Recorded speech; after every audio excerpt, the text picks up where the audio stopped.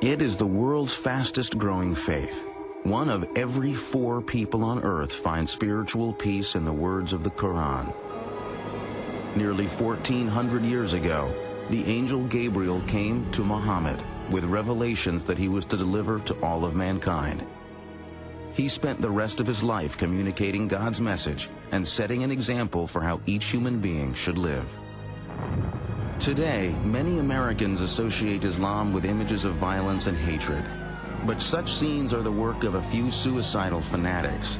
Their actions directly contradict the teachings of Muhammad and cloud the memory of a man who long ago brought a new message of hope and serenity. It is not possible to conclude that the Prophet is a man of hate. The Prophet of Islam is without doubt the most misunderstood major aspect of the Islamic religion. Who was this man who founded Islam and brought spiritual comfort to so many? Muhammad is often thought to be worshipped as Jesus is worshipped by Christians. This is absolutely and categorically not the case. He was an ordinary human being with the same emotions, the same fears, the same insecurities that we live with. Today, Muhammad's words of tolerance and peace offer many the same guidance as they have for centuries. God's messenger, the Prophet Muhammad.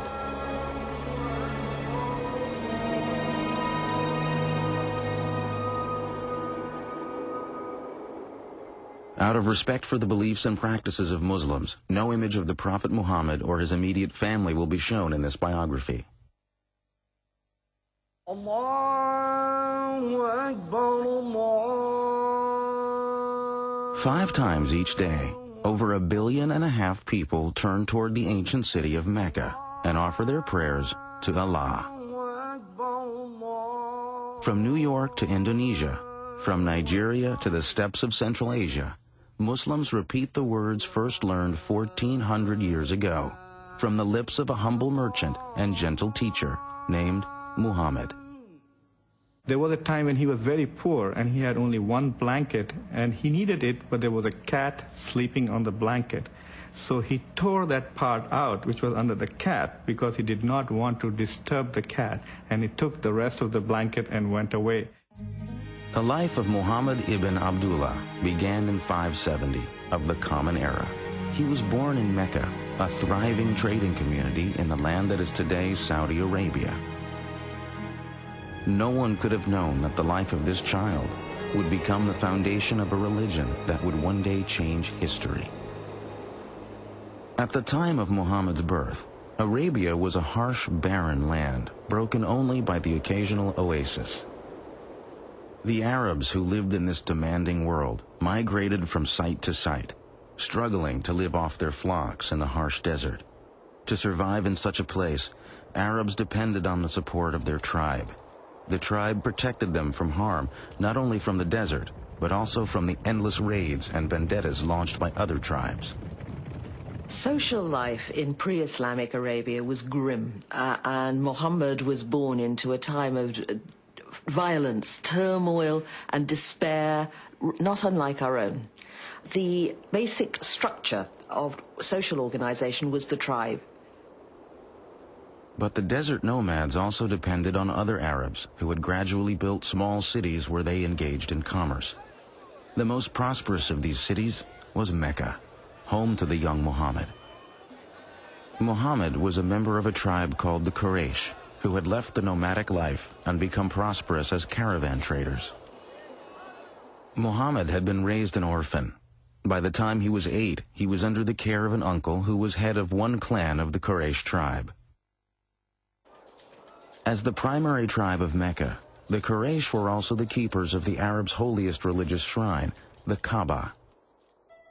Although a deity known as Allah was recognized, many other gods and goddesses were also worshipped at the ancient Kaaba. Arabs prayed to over 300 idols that stood in and around the sacred cube-shaped structure. It had a very important social and political consequence because it was a holy place and all violence was forbidden in a 30-mile radius around the Kaaba. Trading had brought wealth to Mecca. But jealousy and constant feuds were breaking down the old tribal system. The rich were ignoring the poor. Some felt that the old Arab religion needed change. Jews and Christians had had their prophets of reform. Just as Moses and Jesus had provided inspiration and renewal, many in Mecca now longed for a new spiritual revitalization.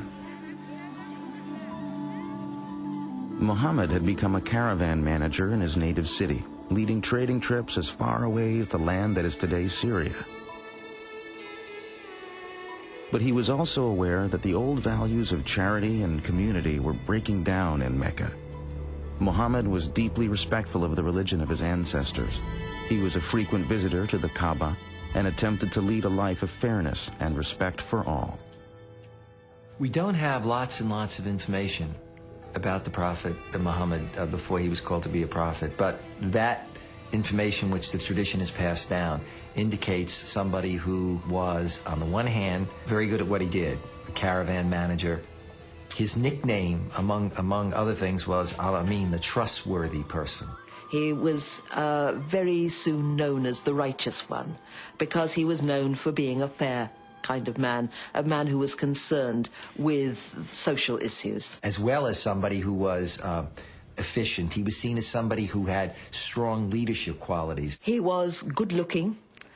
He had a piercing eyes that seemed to go into people's souls, a smile. He sometimes looked sad, and a very sort of distinctive way of walking.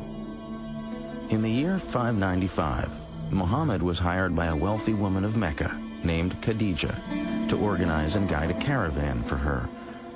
He accepted and returned with a handsome profit. The trip would begin a new life for Muhammad and Khadijah. He was an international business executive whose boss was a woman, and he was obviously very eligible, and she proposed to him directly. Khadija, in many ways, is an interesting historical figure. She's a self-made woman who decided to propose to Muhammad, who was not a prophet at that time. He was, reports say, 15 years her junior. They apparently had a very loving relationship. Muhammad and Khadijah had 5 daughters. Muhammad was an adoring father, and throughout his life displayed affection for all children. Although the clan headed by his uncle had little prestige among the Quraysh, Muhammad's reputation in Mecca continued to grow.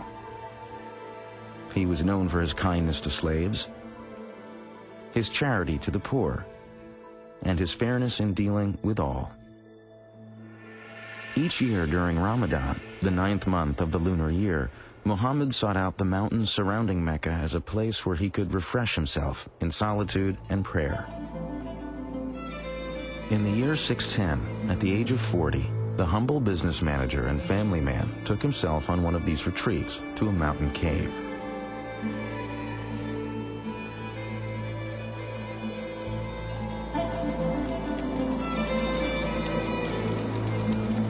Day and night, Muhammad remained in the cave to fast and pray. One night, as flames danced on the darkened cave walls, Muhammad's life changed forever. Suddenly, an angel in the form of a man appeared and commanded him, "Proclaim." Muhammad was terrified and confused and said he had nothing to proclaim. The angel clasped Muhammad in a suffocating embrace. Harder and harder he was squeezed until it seemed the last breath of life would be wrung from his body.